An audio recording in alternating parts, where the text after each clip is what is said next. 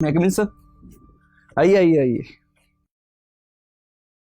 Good afternoon sir. नमस्कार नमस्कार, बैठिए Thank you, बैठिए बैठिए। आपका नाम है दीपक कुमार? Yes sir. ठीक है। आपकी उम्र क्या है दीपक? सर 23। 23 ईयर्स के हैं आप। बहुत बढ़िया। अटेम्प्ट कौन सा है ये? सर दूसरा अटेम्प्ट। गुड। बहुत कम उम्र में जो बच्चे यहाँ आते हैं, हमें लगता है कि उनको तो निश्चित रूप से प्रेफरेंस मिलनी चाहिए। अभी आपसे बात करके देखते हैं। पहले आप अपने बारे में कुछ ऐसा बताइए कि उसके बाद हमें ये पढ़ना ना पड़े। आपका फॉर्म? सर मेरा नाम दीपक कुमार है। मैं बिहार राज्य के कैमूर जिले का निवासी हूँ। ठीक है। मैंने अपना स्नातक इतिहास विषय से मगध यूनिवर्सिटी से किया है। ठीक है। और मैंने यूपीएससी के दूसरे प्रयास में इंटरव्यू सेशन तक पहुंचा है सर। कुछ आपकी रुचि वगैरह हो? सर मुझे क्रिकेट खेलना, भोजपुरी लोक संगीत सुनना और भारतीय व्यंजनों को कुकिंग करना सर पसंद है। अच्छा, तो दीपक, आपका नाम दीपक है और विषय इतिहास है, तो मुझे दीपक का इतिहास बताइए पहले। दीपक एक तरह से डिवाइस थी जिससे हम अंधेरे समय में प्रकाश कर लेते थे एक जमाने में। आप ये बताएं कि मनुष्य का जो प्राकृतिक प्रकाश है वो तो सूर्य है, थोड़ा चंद्रमा है। प्राकृतिक प्रकाश के अभाव में मनुष्य ने प्रकाश का अरेंजमेंट कैसे कैसे किया, इसका पूरा इतिहास 5 से 6 चरणों में समझाइए। सर सबसे पहले आदिम समाज में जब अंधेरा होता था तो कुछ देखने की व्यवस्था नहीं थी, तो आदिम समाज ने आग का प्रयोग सबसे पहले किया। 2 पत्थरों को रगड़ के आग उत्पन्न किया। ठीक है। उसके बाद सर उसी आग के सहारे अपनी जीवन की सुरक्षा की। पर वो कंट्रोल कैसे होती होगी? जैसे एक पेड़ में आग लगा दी रात को देखने के लिए और सुबह तो जंगल सहा हो गया। सर पेड़ में नहीं, एक्चुअली लकड़ियों को इकट्ठा करके आग लगाते थे। ठीक है। धीरे धीरे कंट्रोल कर लेते। Yes sir. ठीक है। उसके बाद धीरे धीरे मनुष्य जागरूक हुआ, बौद्धिक चेतना का विकास हुआ, तो उसे पता चला कि इसके अन्य भी कार्य हो सकते हैं, तो रोशनी के अलावा खाना पकाने में। उसके बाद जंगली जानवर से नहीं, मुझे तो रोशनी के इतिहास में रुचि है, आग के इतिहास में नहीं। रोशनी करने के लिए पहले आपने बताया कि आग से लकड़ी जला ली। यस। उसके बाद इतिहास आगे कैसे बढ़ा? सर उसके बाद एक यज्ञ प्रकरण सामने आता है। दिन के समय जो वैदिक समाज था, या उसके पहले जो हड़प्पाई काल थे, तो जब नवपाषाण काल में आग की खोजी, उसके बाद हड़प्पाई समाज में हम चरण में प्रवेश किए। उसके बाद सर आग से हमने ये देखा कि प्रकाश भी उत्पन्न किया जा सकता है, तो उसी को व्यापक मात्रा में एक दीप का प्रयोग करते हुए, जैसे मिट्टी के बर्तनों का चाक का प्रयोग करते हुए उसको प्रयोग में लाया गया जिससे प्रकाश उपलब्ध हो सके। ठीक है। आगे जाकर इससे सर अग्नि को मतलब पूजा का महत्व दे दिया गया। अग्नि पूजन की बातें सामने बार बार प्रकाश के इतिहास से अग्नि के इतिहास पे शिफ्ट हो जाते हैं। मैं केवल प्रकाश का इतिहास पूछ रहा हूँ आपसे, है ना? अब तक मैं 2 ही पॉइंट समझ पाया हूँ आपके निबंध में से। पहला ये कि आग जलाई हमने। Yes sir. ठीक है। दूसरा ये कि हमने उससे दीपक जला लिया। Yes sir. उसके बाद बताइए फिर क्या हुआ? सर उसके बाद दीपक को सर सांस्कृतिक रूप दे दिया गया, जैसे हमारे महाकाव्यों से जोड़ा गया इसे। रामायण में आप फिर नहीं समझ रहे मेरी बात। आप जिस परीक्षा के लिए आ रहे हैं, जिस पद के लिए आ रहे हैं, उस पद की अपेक्षा ये भी होती है कि आपसे जो पूछा जाए आप केवल वही जवाब दें। ठीक है।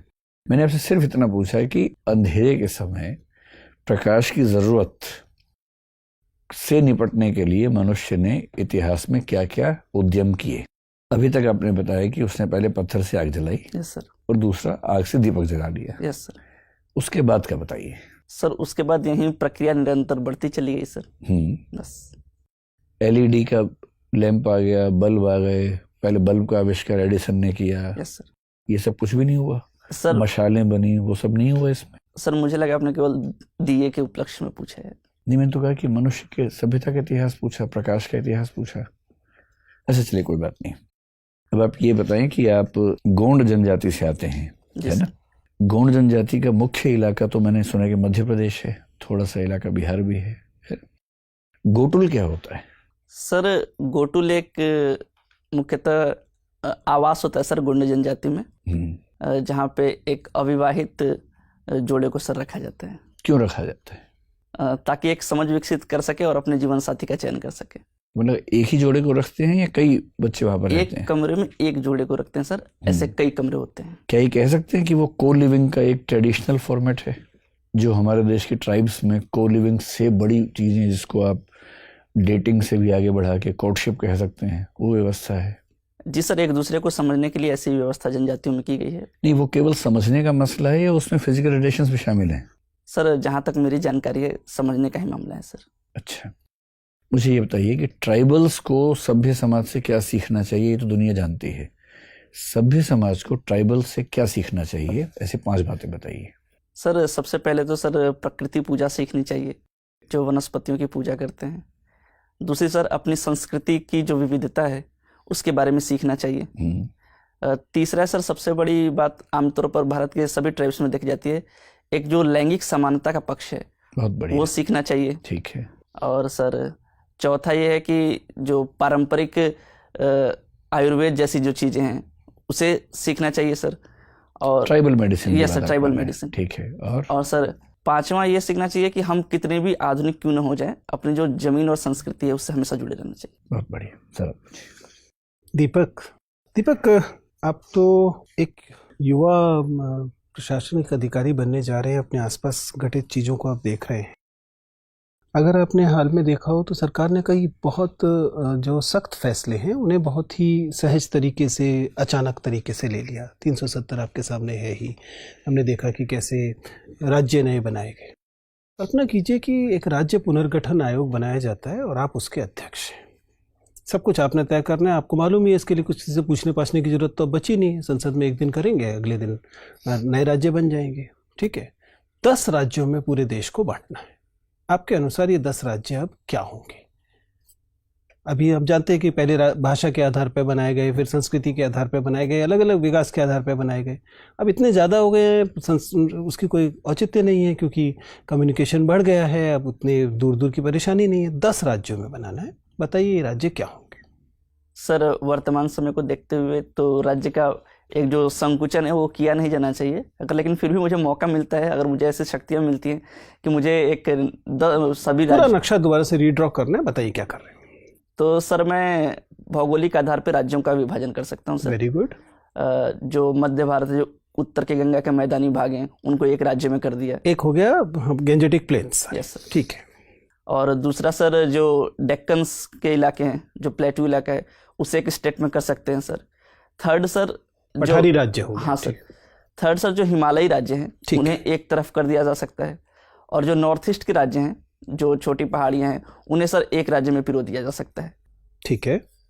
और सर उसी के अंतर्गत जो राज्य का विभाजन है, जो विभिन्न संस्कृतियों के एक छिटपुट तरीके से हम कर सकते हैं, ताकि राज्यों की संख्या बढ़ाने से जो केंद्रीकरण है वो हावी न हो, एक विकेंद्रीकृत स्वरूप सामने आ सके सर। चलिए कोई बात नहीं। दीपक, आपने मेंशन किया है कि आपको कुकिंग पसंद है। Yes sir. आप इंडियन डिशेस बनाना पसंद करते हैं। Yes sir. थोड़ी देर के लिए कल्पना कीजिए कि आपका आज तक का जो जीवन है वो एक डिश है। तो बताइए फिर इसका कुक कौन है या क्या है? जरूरी नहीं है व्यक्ति होगा, कुछ और भी हो सकता है। अगर अब तक का आपका जीवन एक व्यंजन है तो उसका पकाने वाला, उसका वो कौन है, कुक कौन? सर निश्चित रूप से मेरे माता पिता हैं सर। चलिए, आपका अब तक का जीवन जो है वो एक डिश है, माता पिता उसके कुक हैं, तो फिर उसके स्पाइसेस, उसके मसाले क्या हैं? सर उनके द्वारा जो दिए गए नैतिक मूल्य हैं वो हैं सर। अच्छा, इसी क्रम को आगे जारी रखते हुए बताइए फिर इस डिश का क्रिटिक, फूड क्रिटिक कौन है? कौन इस व्यंजन का स्वाद लेके बताने वाला है कि इसमें क्या क्या कमी है? सर सोसाइटी, मेरे मित्र और आप जैसे सर सम्मानित बोर्ड। अगर इसी को और आगे जारी रखें तो फिर इस पूरे व्यंजन का स्वाद क्या है? सर जहाँ तक अभी तक मेरे जैसे व्यंजन का स्वाद जिसने भी मेरे माता पिता या मित्रों ने लिया है, अभी तक ऐसा ही बताया है कि आमूलचूल परिवर्तन के बाद या संभवतः ठीक ठाक ही है सर। दीपक, मुझे आप ये यकीन दिलाइए कि आप इस नौकरी के लिए अभी बहुत इमेच्योर नहीं है, अपरिपक्व नहीं है।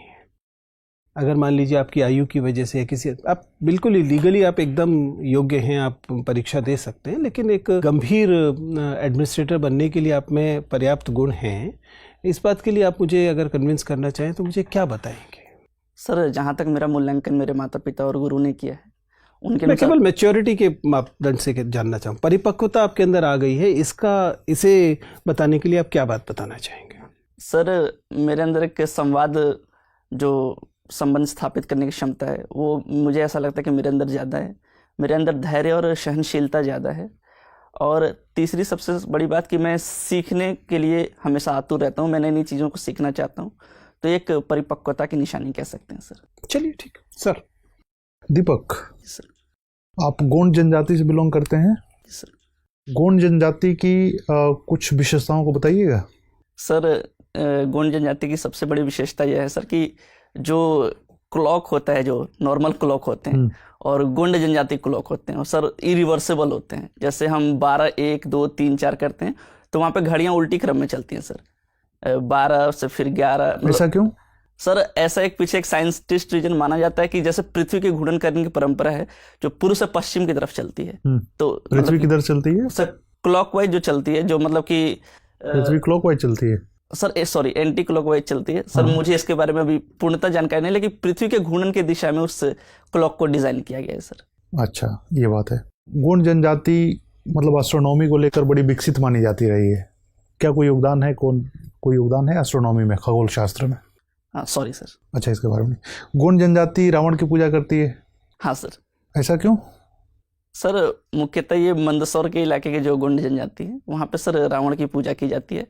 ऐसा माना जाता है कि जो मंदोदरी थी वो वहाँ की मतलब कि कन्या थी जिनका विवाह रावण के साथ हुआ था, तो इस वजह से रावण की पूजा की जाती है। रावण के कुछ नैतिक मूल्यों के बारे में बताएंगे जिसको जीवन में अपनाना चाहिए? सर, रावण ने भले ही एक स्त्री का हरण किया लेकिन बिना उसकी अनुमति के उसे छुआ तक नहीं। ये उसका नैतिक मूल्य का सबसे बड़ा उदाहरण है सर। मतलब अपहरण कर लो, छुओ मत? नहीं, एक उसको अगर उसका वश चलता तो वो अपहरण करके कुछ बलपूर्वक कार्य भी कर सकता था, लेकिन उसने अपने संयम को दिखाया। तो इतना ही नैतिक था तो उसको पूछकर ही ले जाना चाहिए था कि चलना चाहती हो कि नहीं? जी सर, जरूर ऐसा करना चाहिए था। कुछ और?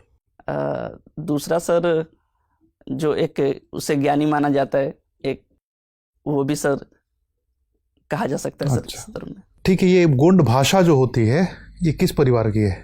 मतलब ह्यूमनाइड के बारे में सर, शायद ऑस्ट्रोलाइड है सर। ऑस्ट्रोलाइड है, द्रविडियन है, आर्यन है, किस परिवार की भाषा है? सर एस्ट्रोलाइड है शायद। ऑस्ट्रोलाइड है। अभी सर से आप बता रहे थे कि अपनी परंपरा संस्कृति को संरक्षित रखना चाहिए। दोनों में कोई अंतर होता है या ऐसे ही है? संस्कृति और परंपरा में कोई अंतर है?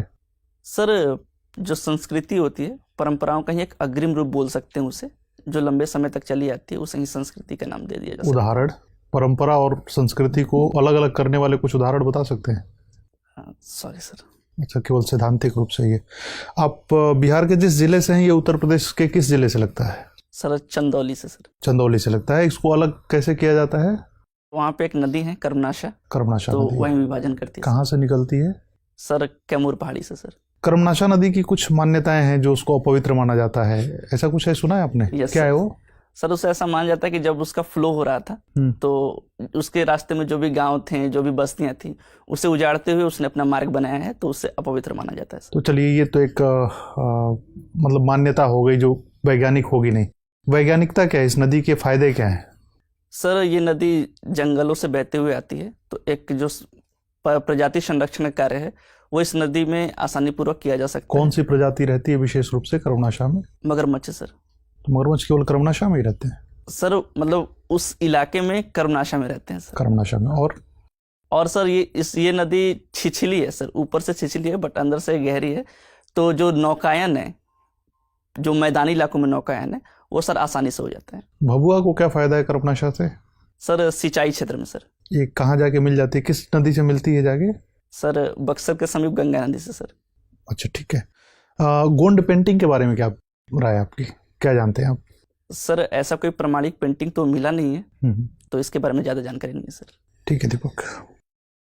दीपक, मुझे ये बताइए कि फाइनेंशियल एक्शन टास्क फोर्स के कितने मेंबर हैं और इसका मुख्य कार्य क्या है? सर मेंबर के बारे में जानकारी नहीं है, लेकिन मुख्य कार्य यह है कि जो राष्ट्र आतंकवादी गतिविधियों में वित्त पोषण करते हैं उन पे सर अंकुश लगाने का कार्य है। अच्छा, इसमें 2 तरीके की लिस्ट हैं, ग्रे लिस्ट और ब्लैक लिस्ट। तो किन देशों को ग्रे लिस्ट में डाला जाए और किन को ब्लैक लिस्ट में? क्या कारण है, उसका क्राइटेरिया क्या है? सर मुझे अभी रिकॉल नहीं हो पा रहा, लेकिन मैं अनुमान कर सकता हूँ सर। बताइए। सर ग्रे लिस्ट इस वजह से डाला जाता है कि उन पे एक आतंकी वित्त पोषण का शक या संदेह हो, और ब्लैक लिस्ट इस वजह से डाला जाता है ताकि इसकी पुष्टि हो सके कि सच में वो आतंकी वित्त पोषण में शामिल है सर। ठीक है, आप मुझे ये बताइए कि वेस्ट एशिया में या मिडिल ईस्ट जिसको कहा जाता है, उसमें कहाँ कॉन्फ्लिक्ट चल रहा है? सर मुख्यतः सऊदी अरब और ईरान में सर। ये कॉन्फ्लिक्ट क्या ये सऊदी अरब या ईरान के जोग्राफिकल एरिया में चल रहा है या और कहीं चल रहा है? सर और कहीं सीरिया में भी चल रहा है सर कॉन्फ्लिक्ट। उसके बाद सर जो यमन में है हुती विद्रोह हुआ था, वहाँ भी सर कॉन्फ्लिक्ट चल रहा है। यमन विद्रोह में कौन से 2 देश शामिल हैं? सर शायद सऊदी अरब और यमन सर, शायद, मुझे पूर्णतः जानकारी नहीं है। अच्छा, प्रॉक्सी वॉर से क्या समझते हैं? सर प्रॉक्सी वार का मतलब अघोषित युद्ध होता है सर, जो जो 2 देश या 2 राष्ट्र बिना घोषणा के युद्ध करते हैं। इसका कोई उदाहरण दे सकते हैं जहाँ ये हो रहा हो? सर देशों का उदाहरण अभी याद नहीं है सर। ठीक है, आप मुझे ये बताइए कि इजराइल और पैलेस्टाइन मामले में भारत का क्या स्टैंड है, foreign policy stand? Sir Bharat हमेशा से द्विराष्ट्र का समर्थक रहा है और इजराइल और फिलिस्तीन दोनों अलग अलग राष्ट्र होने चाहिए सर। ठीक है, मुझे ये बताइए कि अभी पीवीटीजीज जो हैं, भारत में कितने ट्राइब्स को पीवीटीजीज का दर्जा दिया गया है? सर 75। और इसका क्या क्राइटेरिया है? सर सबसे बड़ा क्राइटेरिया है कि वो एक आदिम जनजाति हैं, घुमंतू हैं, खाना बदोश हैं। उसके बाद सर इनकी जो जनानिकी है वो लगातार कम होते जा रही है। क्या गोंड को भी ये दर्जा प्राप्त है? नहीं सर। अच्छा, किस स्टेट में सबसे ज़्यादा पीवीटीजीज है? सर मैं अनुमान लगा सकता हूँ बताइए। शायद सर झारखंड में सर, शायद। ये पढ़ लीजिएगा, ठीक है। मुझे ये बताइए कि कोर्ट ऑफ रिकॉर्ड्स क्या होते हैं? सॉरी सर, अभिलेख न्यायालय। अभिलेख न्यायालय सर, न्याय उच्चतम न्यायालय या उच्च न्यायालय के किसी भी जो फैसले होते हैं उनको सर उससे निचली अदालत एक मतलब अभिलेख के रूप में प्रस्तुत करती है कि उच्चतम न्यायालय या किसी न्यायालय ने ऐसा फैसला दिया सर। ठीक है, आपको क्रिकेट खेलना पसंद है? जी सर। मुझे ये बताइए कि बैटिंग क्या क्रिकेट में लीगलाइज कर देने से ये जो मैच फिक्सिंग वाली हम समस्या देखते हैं इस पे अंकुश लगेगा या और बढ़ जाएगी? सर जहाँ तक मेरा मत है, मेरा व्यक्तिगत मत यह है कि जहाँ तक आपराधिक उद्दीपन से जुड़ाव ना हो तो क्रिकेट में सर बैटिंग को लीगलाइज कर देना चाहिए। इससे आपको नहीं लगता कि मतलब और ज़्यादा ये मैच फिक्सिंग वाले केसेस बढ़ जाएंगे? सर अगर बैटिंग को हम लीगलाइज करते हैं तो आपका भी ये कहना सही है, लेकिन ये भी तो हो सकता है सर कि अगर उसे लीगलाइज कर दें तो वैध तरीके से लोग ज़्यादा बैटिंग करें तो वो फिक्सिंग की घटना कम भी हो सकती है सर। अच्छा, इंडियन विमेन क्रिकेट टीम की कैप्टन कौन है? सर वर्तमान समय में हरमनप्रीत कौर सर। अच्छा, और विमेन क्रिकेट टीम अभी हाल में कौन से जगह खेल रही है? सर T20 वर्ल्ड कप खेल रही है और न्यूजीलैंड में या ऑस्ट्रेलिया में शायद कॉन्फ्लिक्ट है सर। ठीक है, ये सेना कंट्रीज किनको कहते हैं? क्रिकेट के संदर्भ में है सेना, SENA। Sorry sir. दीपक, आप अभी ग्रे लिस्ट की बात कर रहे थे, मुझे बताइए कि अभी हाल ही में स्वच्छ भारत मिशन में एक चीज़ हम एक टर्म यूज़ कर रहे हैं, ग्रे वाटर का यूज़। ग्रे वाटर क्या होता है? सॉरी सर, इसके बारे में जानकारी नहीं है। अच्छा, European green deal. Sorry sir. अच्छा, ग्रेट ग्रीन वॉल राजस्थान के। सर मैं अनुमान लगा सकता हूँ। लगाइए। सर ये शायद शिक्षा से संबंधित है सर, शायद। नहीं, आप पढ़िएगा। Green box subsidy. Sorry sir. Amber box subsidy. Sir ये जो भारत की जो 3 सब्सिडियां हैं उसके अंतर्गत आती है सर। भारत की 3 सब्सिडियाँ सर WTO के अंतर्गत जो मान्यता प्राप्त है सर उसके अंतर्गत आती है। क्या होता है एम्बर बॉक्स सब्सिडी? इसके बारे में जानकारी नहीं है सर, अभी रिकॉल नहीं कर पा रहा हूँ। अच्छा, मुझे ये बताइए कि कार्बन क्रेडिट क्या होता है? सर जो राष्ट्र अपने कार्बन पूल का जो उपयोग होता है, जो कार्बन कंजप्शन है, उसको अगर तय सीमा से अगर कम करते हैं तो वो अपने शेष बचे हुए कार्बन को या कार्बन पूल को किसी दूसरे राष्ट्र को बेचकर कार्बन क्रेडिट प्राप्त कर सकते और 21 एग्रीमेंट 21 प्रोटोकॉल के तहत ये कार्बन क्रेडिट किया जाता है? हैं। सर शायद Paris call sir. Paris deal या क्योटो प्रोटोकॉल? सर मुझे एग्जैक्ट नहीं पता। Montreal protocol? यस सर, ये ओजोन से संबंधित है, ओजोन क्षरण से संबंधित है मॉन्ट्रियल प्रोटोकॉल। इसमें एक टर्म यूज होती है पोलर स्ट्रेटोस्फेरिक क्लाउड, PSC। ये क्या होता है? Sorry sir. अच्छा, CFCs के बारे में आप जानते हैं कि CFCs का जो यूज है उसे कर्ब करने का गवर्नमेंट बहुत सारी इनिशिएटिव ले रही है। बता सकते हैं कि CFCs क्या होते हैं? सर ये एक क्लोरोफ्लोरोकार्बन इसको बोला जाता है, जो मुख्यतः ओजोन क्षरण में सहायक गैस होती हैं, उनका एक समूह है सर। ये किस किस जगह हम यूज करते हैं जहाँ पे हमें कर्ब करना है, किन किन प्रोडक्ट्स में? मुख्यतः सर कंडीशनर, एयर कंडीशनर चीज़ों में यूज होता है सर। अच्छा, आप तो उस एरिया से आते हैं जहाँ पे झूम कल्टीवेशन भी होती होगी। Yes sir. मुझे बताइए झूम cultivation versus zero tillage cultivation में क्या होता है? सर झूम कल्टीवेशन वर्तमान समय में बिल्कुल तरह से नहीं होती, पहले होती थी। सर हिंदी अगर बोले तो जीरो टिलेज मतलब शून्य जुताई कृषि। बता पाएंगे क्या होता है? नहीं सर। अच्छा, आपके रीजन में झूम कल्टीवेशन का क्या नाम है, क्योंकि इसके बहुत सारे रीजनल नेम्स हैं अलग अलग। सर दहिया बोला जाता है सर। और मध्य प्रदेश एरिया में जहाँ पे वो गोंड जनजाति रहती है वहाँ पर? वहाँ भी दहिया ही बोला जाता है। अच्छा, आप पीवीटीजीज के बारे में बात कर रहे थे, आप इसके पैरामीटर्स बता सकते हैं? जो भारत सरकार पीवीटीजी जो घोषित करती है तो किन पैरामीटर्स पे करती है? सर उसके बारे में ज़्यादा जानकारी नहीं है, लेकिन मुख्यतः 3 आयाम है। अगर जनजाति आदिम हो, और दूसरी कि उसका जनांकिकी लगातार कम होते जा रहा हो, और तीसरा वो अभी भी समाज की मुख्य धारा से दूर हो। अच्छा, मेरा लास्ट क्वेश्चन है, मुझे बताइए कि अमृत सिटी और एक स्मार्ट सिटी में क्या अंतर है? Sorry sir. दीपक, एक वाक्य मैंने कहीं पढ़ा था एक बार कि हम क्रिकेट नहीं खेलते, क्रिकेट हमें खेलता है। क्या सेंस हो सकती है इस वाक्य की? सर जहाँ तक मैं अनुमान कर रहा हूँ तो ये एक टीम भावना से परिचालित चीज़ें हो सकती हैं सर। मैं फिर से वाक्य बोलता हूँ, हम क्रिकेट नहीं खेलते, मैं थोड़ा चेंज कर रहा हूँ वाक्य को, हम क्रिकेट नहीं खेलते, क्रिकेट हमसे खेलता है। सर ये जो भारत में मौजूदा, अगर भारतीय परिदृश्य में देखें हाँ, तो भारत की बात कर रहे हैं। क्रिकेट एक सर जुनून हो चुका है भारत के अंदर का, तो ये मुख्यतः उससे लिंक हो सकता है सर। तो क्रिकेट हमसे कैसे खेलता है, क्या नुकसान पहुंचाता है हमें? सर नुकसान तो फिक्सिंग हो गया, बेटिंग हो गया, डोपिंग हो गया, इसके अंतर्गत आ सकता है सर। इससे हमें क्या नुकसान है? तो प्लेयर्स को नुकसान है इससे। तो क्रिकेट से हमारे देश को क्या नुकसान है? सर अगर फिक्सिंग या बेटिंग होती है तो जो इलीगल है अभी वर्तमान में, तो जो भारतीय अर्थव्यवस्था है उस पर प्रभाव पड़ सकता है सर। एक आंतरिक सुरक्षा का भी मैटर सामने आता है कि ज़्यादातर फिक्सिंग के पैसे जो होते हैं वो मनी लॉन्ड्रिंग के जरिए सर आर्म्स या फिर ड्रग एक्सपोर्ट में काम करते हैं, जिससे जो भारतीय आंतरिक व्यवस्था है वो प्रभावित हो सकती है सर। ठीक है, जो ट्राइबल सोसाइटी है उसको लेकर भारत सरकार की राय बड़ी डामाडोल है। एक अप्रोच ये थी कि हम ट्राइबल्स को जैसे हैं वैसा छोड़ दें एकदम, एक थी कि उनको भारतीय समाज का हिस्सा ही बना दे, और एक थी कि थोड़ा सा डिस्टेंस मेंटेन करें किंतु बहुत ज़्यादा डिस्टेंस ना रखें। ये अप्रोचेस किस किस की थी और इनमें से कौन सी अप्रोच हमने मानी, और आपकी राय में भारत सरकार ने ट्राइबल सोसाइटी के साथ ठीक बर्ताव किया या नहीं किया? सर जहाँ तक मेरा व्यक्तिगत मामला है, पहले मैं इस पे आता हूँ कि भारत सरकार ने ठीक तरीके से बर्ताव किया नहीं।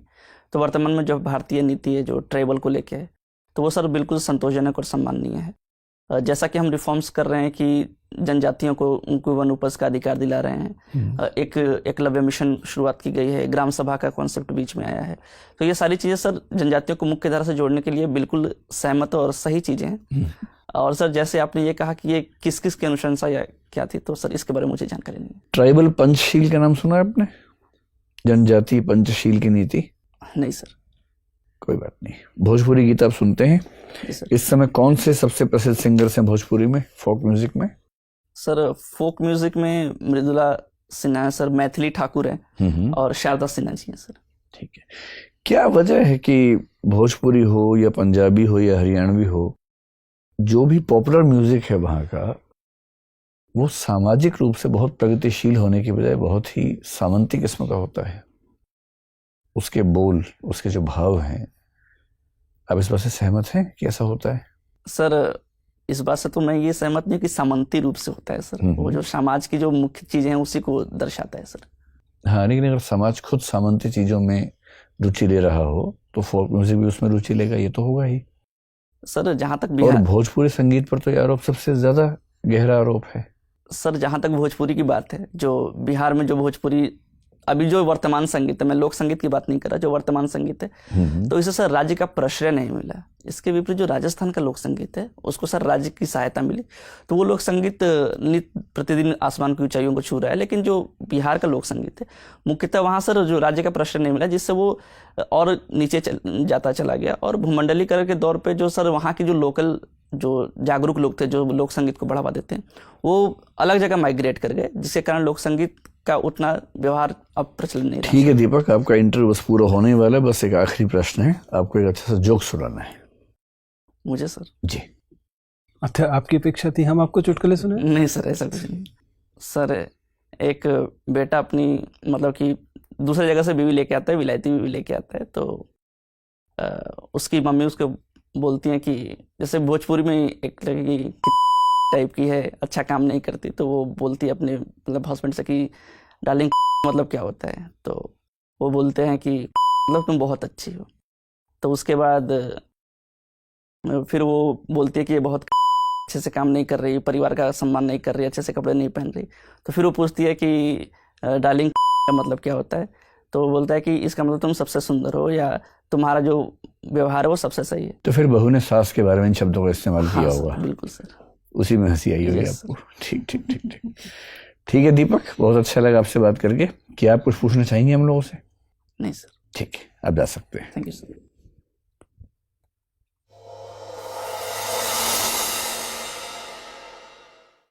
आइए, कैसा लगा आपको इंटरव्यू देके? सर एवरेज रहा सर। एवरेज रहा? यस। अब जैसे एवरेज रहा, ये खुशी की बात तो है नहीं, दुख की बात है, लेकिन आप इस पर मुस्कुरा रहे हैं, क्यों मुस्कुरा रहे हैं इस पर आप? सर अब अच्छा लग रहा है सर ऐसे इंटरव्यू देखे, बट रिजल्ट शायद एवरेज रहा। आपको क्या किसी ने सलाह दी है कि मुस्कुराना है बहुत ज्यादा इंटरव्यू में? नहीं सर, ये प्रकृति है सर मेरी। थोड़ा सा नियंत्रण कीजिए। देखो, आपकी एंट्री बहुत अच्छी है, आपकी ड्रेस बहुत ही शानदार है, बहुत सुंदर आप दिख रहे हैं, कहीं कोई समस्या नहीं है। हो सके तो सॉक्स चेंज कर लीजिएगा, ब्लैक पहन लीजिएगा। देखो दीपक, आप ना जिन प्रश्नों के उत्तर आपको आते हैं, फैक्चुअल वाले प्रश्न, उसमें तो आप बहुत बढ़िया जवाब देते हैं। जहां नहीं आते हैं वहां आप सॉरी बोल रहे हैं। सॉरी आपका मुझे ऐसा लग रहा है कि ठीक है, बस थोड़ा सा गति कम कर दीजिए। प्रश्न सुनते खटाक से सॉरी बोलते हैं, लगता है कि आप सॉरी ही तैयार करके आए थे कि बोल के दिखा दूंगा सॉरी, ऐसा ना लगे। बस है ना, थोड़ा सा गैप लेके ये लगे कि आप कोशिश कर रहे हैं याद करने की, फिर सॉरी बोल रहे हैं, ठीक। अदरवाइज सॉरी आपका ठीक है। तीसरा है कि आप जो कहते हैं कि मैं अनुमान लगा सकता हूँ, वो मुझे अच्छा लगा कि मैं जहाँ नहीं आता आप कह रहे कि सर मैं अनुमान लगा सकता हूँ, तो आप अच्छा लगा रहे। बेशक अनुमान गलत हो जाए, जब कह दिए कि अनुमान है, गलत हो गया तो कोई दिक्कत है ही नहीं, आप अच्छे तरीके से कर रहे हैं। अच्छा, एक अच्छी बात ये भी है कि एक इमेजिनेटिव सवाल सर ने पूछा, कुकिंग मान लीजिए अगर आपका जीवन ऐसा है तो आप क्या हैं, मसाला क्या है, वो आपने बड़ा अच्छा जवाब दिया, जिसका मतलब है कि सोचने की क्षमता आपकी अच्छी है। क्या आपको इस क्वेश्चन का पहले से आइडिया था? नहीं सर, तुरंत तुरंत बनाया सर। ठीक है, तो अच्छा बनाया। लेकिन अगर तुरंत बनाया आपने, तो फिर ये बताओ कि जब मैंने प्रकाश का इतिहास पूछा तो मुझे बार बार आपको ट्रैक पे लाना पड़ा कि मैं प्रकाश का इतिहास पूछ रहा हूँ, दीपक का धार्मिक पूजाओं का इतिहास नहीं पूछ रहा हूँ। ऐसा क्यों हो रहा था? सर आपको देख के एजिटेट हो गया सर। तो ये कोई बात नहीं है, लेकिन गोटोल आपने अच्छा बताया, लेकिन गोटोल तो आपको पता होना चाहिए ना, उसमें तो सेक्सुअल एजुकेशन भी उसका पार्ट होता है। सर मुझे एक्चुअली याद नहीं था, मुझे लग रहा था कि होगा सेक्सुअल एजुकेशन, लेकिन पूर्ण नहीं था, इसलिए सर वो बोलती। अच्छा, कोई बात नहीं, लेकिन अब क्योंकि उस ट्राइब से हैं और उस ट्राइब के बहुत यूनिक फीचर्स में एक ये है कि एस्ट्रोनॉमी है, तो पता होना ही चाहिए आपको उसके बारे में। अब एस्ट्रोनॉमी का जिक्र आने पर आपने कहा कि उसकी क्लॉक अलग तरीके से है और वो पृथ्वी की गति के अनुसार है, और पृथ्वी की गति कौन सी है आपको नहीं पता है। तो जब आप खुद एक विशेषता अपनी ट्राइब की बता रहे हैं तो उसमें आपको ठीक से पता होना चाहिए, पढ़ा होना चाहिए आपने, है ना। फिर ट्राइबल पॉलिसी ऑफ इंडिया जो है वो आपको पता होनी ही चाहिए, उससे बचने का स्कोप ही नहीं है। किसी भी एंथ्रोपोलॉजी की किताब को उठा लीजिए, इंडियन एंथ्रोपोलॉजी की, उसमें ट्राइबल पॉलिसी पे अच्छा चैप्टर मिल जाएगा, उसको ध्यान से पढ़ लीजिए। फिर भोजपुरी फोक म्यूजिक वाले प्रश्न में टालो मत, बात को एक्सेप्ट करो कि हाँ सर, इन सभी राज्यों में जैसे समाज का सोचने का तरीका है वैसे उसके गीत में आता है, क्योंकि लोकगीत तो आमतौर पर मनोरंजन के लिए बनते हैं। ये तो एग्जाम्पल देकर समझाइए कि सर जैसे इसमें रंगभेद दिखता है। जैसे मैं हरियाणा से हूँ, वहाँ का सबसे प्रसिद्ध गीत है जीजा तू काला में गोरी घड़ी, रंगभेद का गीत है, इसमें क्या परेशानी है? आपकी जो कल्चर है भोजपुरी लैंग्वेज में, उसमें ऐसे कई गीत होंगे जिसमें कहीं रंग भेद होगा, कहीं जाति भेद होगा, कहीं लिंग भेद तो भरा होगा, महिलाएं केवल सुंदर वस्तु के रूप में आती होंगी। तो ऐसे कुछ उदाहरण देके आप समझाइए अगर ऐसा कोई प्रश्न पूछा जाए ना। जो सबसे बड़ी चिंता की बात है कि अंत में मैंने आपसे पूछा जोक सुनाओ, और आपने जो सुनाया है उसमें आपने एक शब्द का इस्तेमाल किया, एक। आप समझ रहे हैं कि आईएएस के इंटरव्यू के बोर्ड में इन शब्दों का प्रयोग इसका क्या मतलब होगा? सर मैं तैयार ही नहीं था, मुझे समझ नहीं आया कि मैं क्या बोल रहा हूँ। ये प्रश्न इसीलिए होता है कि आप तैयार नहीं है। अगर ये भी सिलेबस में लिख के देंगे कि जो याद करके आओ, तो फिर क्या पूछने को रह जाएगा? ये जो इंस्टेंट रिएक्शंस होती हैं उससे पता लगता है कि दरअसल उस व्यक्ति का सोचने का तरीका क्या है। तो इससे अच्छा था बोलते सर मैं भी याद नहीं कर पा रहा हूँ। ये तो मैंने बीच में रोक दिया, वरना आप अभी 2-3 और मुहावरे बीच में लेके आते है ना। मुझे ही लगा कि मैं गरिमा का ध्यान रखूं पूरे बोर्ड की। तो भाई ऐसे शब्दों का इस्तेमाल मतलब करना तो बाहर भी नहीं चाहिए, लेकिन बोर्ड में तो नहीं करना है। ठीक है। और पूरे इंटरव्यू का सार ये है, मुस्कुराओ कम। अब जैसे एकदम ठीक हो, जितना मुस्कुराना चाहिए वहां मुस्कुराओ, जहां मुस्कुराने की बात हो। वरना क्या होता है कि चुभता है, क्योंकि आपसे सीरियस सवाल पूछ रहे हैं और आप सुनते हुए मुस्कुरा रहे हैं, तो ऐसा लगता है कि आप इस भाव से देख रहे हैं कि हाँ पूछ रहे क्या पूछेगा, बहुत देखे तेरे जैसे मैंने, ये भाव आता है मन में। तो वहां मुस्कुराहट चुभती है, उससे बचिए। बाकी अच्छी बात है कि आपकी एज कम है, कॉन्फिडेंस आप में ज़बरदस्त है, दिखते स्मार्ट हो ही। मेरा अनुमान है कि आपकी रेंज तो है बहुत शानदार। मुस्कुराओगे कम, डरोगे नहीं, इमेजिनेटिव किस्म के प्रश्नों पर अच्छा जवाब ज़रूर दोगे, भाषा ठीक रखोगे तो प्रॉपर आईएएस से नीचे कुछ नहीं मिलेगा। आपके और आपके आईएएस बनने के बीच में एक ही व्यक्ति है बस, वो आप ही हैं। ठीक है, डरो मत। ये जोक यहाँ सुन लिया अच्छा हुआ ना, कल को वहां सुनते इसका पूरा पर्पस यही है ना कि यहाँ वो गलतियां पकड़ में आ जाए जो वहां नहीं होनी चाहिए। तो मेन काम मुस्कुराहट कम रखनी है, ऐसी भाषा का इस्तेमाल नहीं करना है। जो पूछें टू द पॉइंट वही बताइए, घूमी मत दाएं बाएं। और नॉलेज आपकी ठीक है, बस ट्राइबल एस्पेक्ट में थोड़ा सा पढ़ लीजिए, बाकी सब ठीक है एकदम। ठीक है, all the best. Thank you sir. IAS बन के ही लौटना। Okay sir.